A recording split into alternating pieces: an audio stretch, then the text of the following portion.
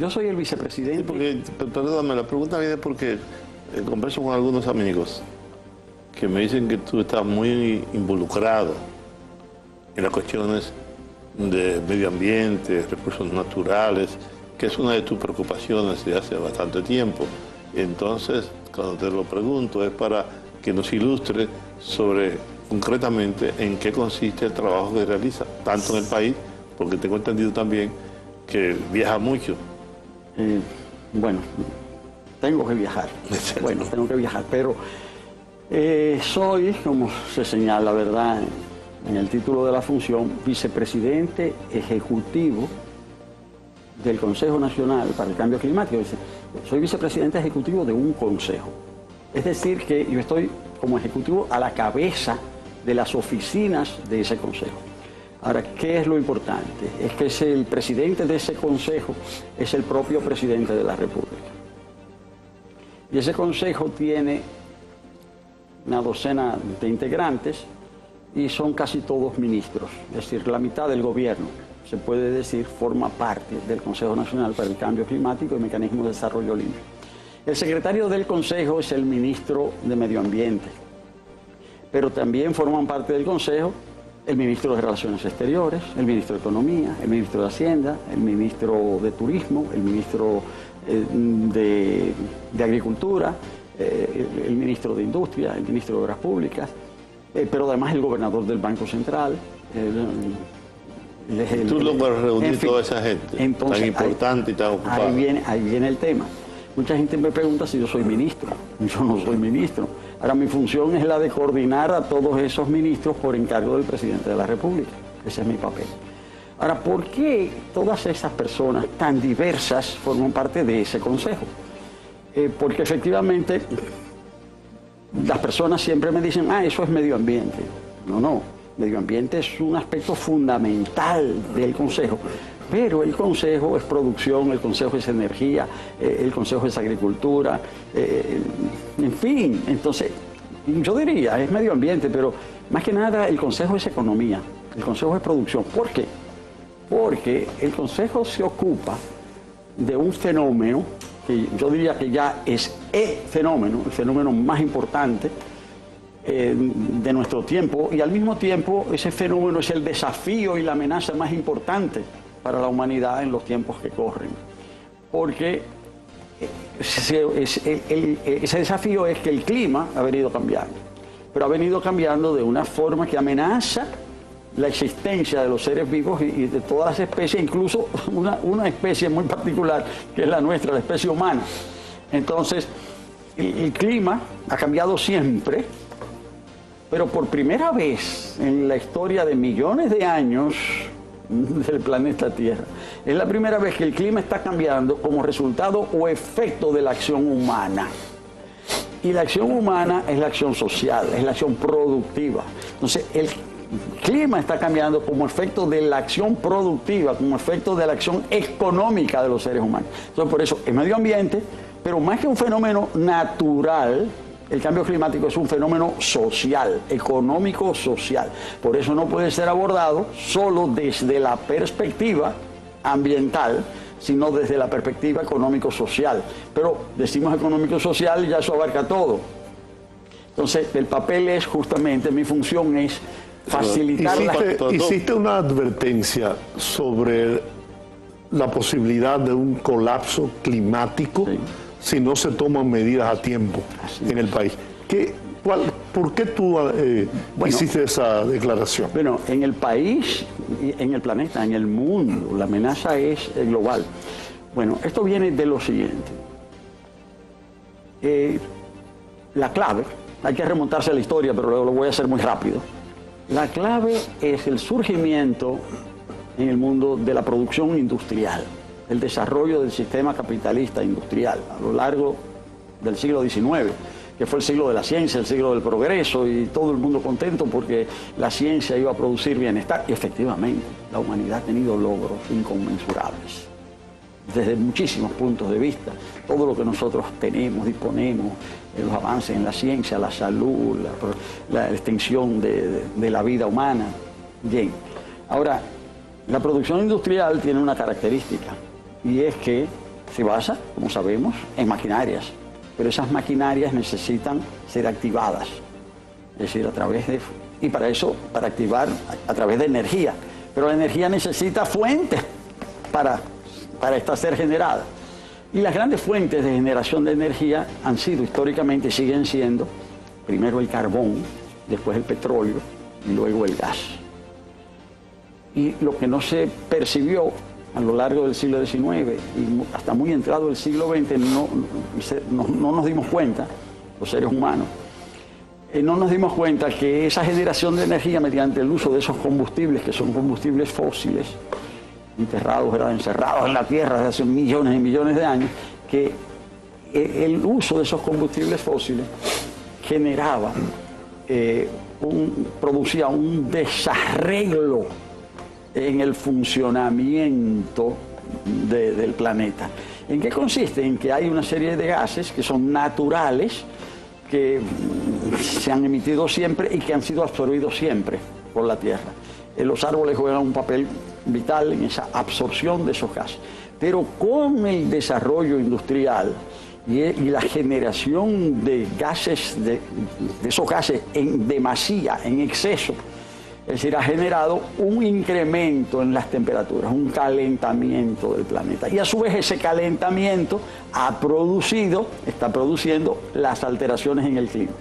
Primero, eso no se notaba mucho, pero ahora es grave, porque ya las temperaturas, bueno, primero las temperaturas se empezaron a medir en el mundo a mediados del siglo XIX. Antes no se medían. Ahora, se observa que ya las temperaturas han aumentado en promedio 1 grado Celsius en los últimos 170 años. Y la previsión es que de aquí a finales del siglo XXI eso pueda llegar, que el aumento sea hasta de 3 y 4 grados con relación al año 1850. Cuando eso suceda, si sucede, ahí estaríamos en el colapso. Pero perdóname. Así como tú lo explicas, lo ha explicado mucha gente en el mundo. Claro. Y se han hecho protocolos, se han hecho eventos internacionales, se han reunido los líderes mundiales. Sin embargo, la incompetencia humana insiste en dañar el planeta, insiste en continuar con los combustibles fósiles, insiste en crear daños de efecto invernadero, insiste en todas estas cosas. Estuve leyendo cómo Japón insiste en seguir cazando ballenas, todo el daño que se le ha creado a la fauna, a la flora, etcétera, etcétera. Todo eso está determinado, todo eso está estudiado. Lo que no entiendo es cómo, si estamos atentando contra nuestra propia especie y contra muchas otras que han desaparecido a lo largo de 2, 3, 4 siglos, sobre todo el siglo pasado y este, ¿cómo es que entonces no tomamos como especie los correctivos del lugar para revertir o para frenar los daños que nos estamos haciendo nosotros mismos? Porque el único el único país, para ponerlo en términos gráficos, es el planeta. No son los Estados Unidos, no es Rusia, no es Francia. ¿No? El que habitamos todo como especie es ese. Se cae de la mata, que debemos protegerlo, porque estamos protegiendo la vida. No solo la vida nuestra, sino la vida en sentido general. Estamos matando el planeta. Y nos estamos matando a nosotros mismos. Entonces, ahí es donde está el punto. Cierto, tienes toda la razón. El problema es que el sistema productivo tiene una lógica. Y dentro del sistema productivo hay actores. Entonces, dentro de la lógica del sistema productivo está justamente producir para satisfacer, obviamente, las necesidades humanas. Pero el mundo está regido, está ordenado, organizado en base a un sistema productivo en el que al tiempo que se van satisfaciendo las necesidades, esa satisfacción de las necesidades va generando nuevas necesidades y hay cada vez más necesidades superfluas, hay cada vez más cosas que no necesitamos y que se producen y que nos convencen de que las necesitamos. Y los recursos de los que dispone el planeta no son suficientes para que todos los que hoy día poblamos la Tierra, es decir, podamos disponer de todo eso que se nos está proponiendo, es decir, porque el acceso a los bienes sigue siendo limitado. Entonces, obviamente que los actores fundamentales del planeta, es decir, los que rigen, vamos a decir, no solamente los estados, los sistemas productivos en todos los países del mundo, es decir, su interés es que ese sistema se reproduzca. Ahora, de lo que se ha llegado al convencimiento hace unos 50 años, una reunión famosa que hubo en Estocolmo, fue justamente que había que buscar una fórmula para que pudiese seguir el crecimiento económico, el desarrollo, la generación de bienestar y al mismo tiempo pudiésemos seguir viviendo. Y ahí fue que se ideó el concepto de desarrollo sostenible. Y se define ese concepto de desarrollo sostenible como una producción y un sistema de desarrollo que permita utilizar los recursos de la naturaleza, pero al mismo tiempo conservándolos para que nosotros y las futuras generaciones lo puedan seguir haciendo. Muy bonito. Ahora, ¿cómo ejecutar aquello? ¿Cómo implementar, verdad, ese propósito? Y ahí es donde está todo el tema, y por eso se han hecho toda una serie de acuerdos internacionales. República Dominicana es signataria de esos acuerdos. Hay avances, pero también hay muchas frustraciones por lo que está en juego. Y República Dominicana, se puede decir, es un país económicamente muy pequeño en el mundo. República Dominicana solo emite el 0.06% de todo lo que hace de efecto invernadero que se generan en el planeta. Eso es nada. Sin embargo, dijo fallecido Orlando Jorge Mera aquí en este programa, de los daños que le causan estos daños a nuestro país.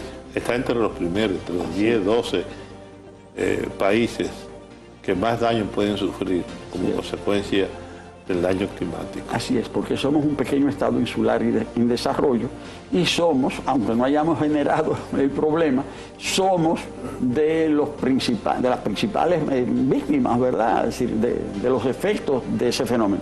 Entonces, nosotros tenemos que dar respuestas, pero no simplemente dar respuestas en el sentido de que nosotros pretender que vamos a resolver el problema, porque el llamado es a que los países dejen de utilizar los combustibles fósiles. Aunque se cerrara la República Dominicana mañana, el mundo seguiría. Y nosotros vamos a seguir siendo afectados como quiera. Y vamos a seguir siendo afectados. Pero el tema es que se han diseñado toda una serie de programas en dos grandes líneas. Una es la línea de mitigación, es decir, la línea de ir a las causas, hacer que el problema se manifieste con menor fuerza. Y la segunda es la línea de adaptación, es decir, ya que el cambio climático hay efectos que ya son irreversibles, ¿cómo nos adaptamos a eso? Ahora, para eso, el gran debate internacional es que los países que han generado el problema, que son los países desarrollados, que esos países todos tenemos responsabilidades, pero son responsabilidades diferenciadas. Todos somos responsables, pero vamos a decirlo en dominicano, unos son más responsables que otros. Claro. Entonces, y esos países Por ejemplo, Estados Unidos, con el 5% de la población mundial, consume alrededor del 25% de la energía del mundo. Hay una inequidad. Absolutamente. Pero esos países, en el año cada año se hacen conferencias, las conferencias se llaman las COP, o conferencias de las partes, de los diferentes convenios. Y en la conferencia... Yo he tenido un hombre como Donald Trump, de su influencia, de su poder, que decía que el cambio climático no era cierto. Él decía que eso era un invento, que eso era un cuento. Que eso era un cuento. Que ahí vamos a la competencia de los líderes del mundo, que no terminan por entender la gravedad del problema. Y que los intereses de los monopolios y de los oligopolios están por encima de los intereses de todo el resto. Sí, pero ¿cómo eso también produce conflictos dentro de los países? Produce posiciones encontradas. Por eso es tan importante la toma de conciencia sobre este fenómeno. Porque en Estados Unidos un debate, ese fue uno de los puntos del debate. Es decir, y Donald Trump fue desplazado. Bueno, hay una lucha política enorme en Estados Unidos, pero en su momento fue desplazado y el partido de gobierno tiene una política distinta. No quiero decir que el gobierno actual de los Estados Unidos va a resolver el problema, pero tiene una política distinta a la de Donald Trump. Más sensata, por lo menos. Sí, pero ¿de qué son resultados esas políticas? Son resultado de las interacciones, ¿verdad?, los conflictos que se dan dentro del país. Si en Estados Unidos predomina la posición de los sectores que no les importa el cambio climático y que los expresa Donald Trump, pues ese país y el mundo van a tomar un derrotero. Si por el contrario hay una mayor toma de conciencia y prevalecen otros intereses que sean conscientes de lo que eso implica y van a favor de modificaciones, pues eso va a ser favorable. Y de ahí yo quiero aprovechar para decir que es importante en ese sentido que esto se conozca y que esto se debata. Y ahora, esta semana, el próximo viernes, el presidente de la República ha convocado una reunión muy importante sobre cambio climático. Porque él nos ha pedido, ¿verdad?, que el tema se dé a conocer. ¿Qué tal si hacemos una pausa? Pues lo hacemos. Y desarrollamos esa parte en el próximo segmento. ¿De acuerdo? Perfecto. Con su permiso. Volvemos enseguida, amigos.